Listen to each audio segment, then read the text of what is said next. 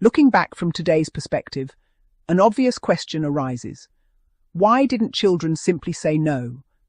If a headmistress told a pupil to bend over for the slipper or hold out a hand for the cane, what would have happened if that child simply refused? The answer is more complicated than it might first appear. One contributor argued that in earlier generations, refusing what was considered a deserved punishment would have been regarded by many pupils as cowardly. Corporal punishment was accepted by a large proportion of parents, particularly during a period when it was commonly used in schools, and physical punishment was also widespread at home.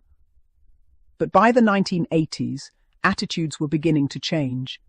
At a school where corporal punishment had already become unusual, children might not have regarded refusal in quite the same way. The unquestioned authority once enjoyed by teachers and headmistresses was gradually beginning to weaken. There are certainly recollections of pupils resisting punishment. A child who knew in advance that a caning was coming could refuse to attend school. That presented another problem, however.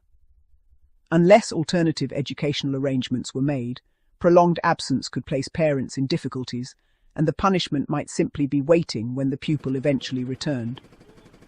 Most punishments were not announced days beforehand anyway. A child misbehaved, was sent to a senior female teacher or the headmistress, and was dealt with there and then. There was often very little time to consider the alternatives. Technically, a pupil could run away. In reality, schools were responsible for children during school hours, and female staff would be expected to prevent a pupil from simply disappearing from the premises. Physical resistance was another matter entirely.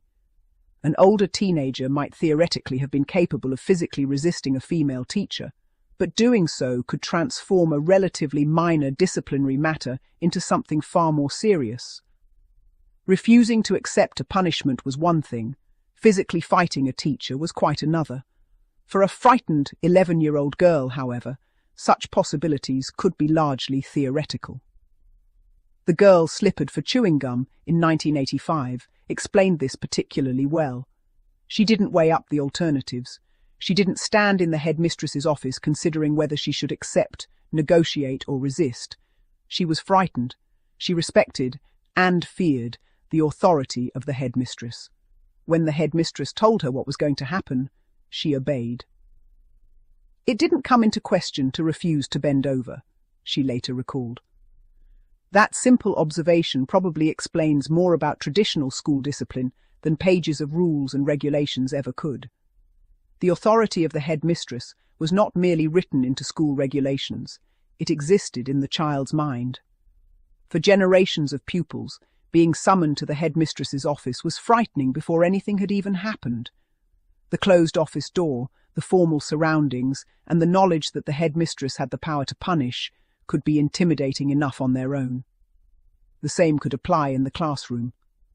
A female teacher did not necessarily have to threaten or physically force a child to comply. Her position of authority, combined with the expectations of the school and the attitudes of the period, could be enough. Children had generally been taught that teachers were adults to be obeyed. Challenging them could bring further trouble at school, and in many families, additional punishment when the child arrived home. That is why the modern question, why didn't they just refuse, cannot easily be answered using today's expectations.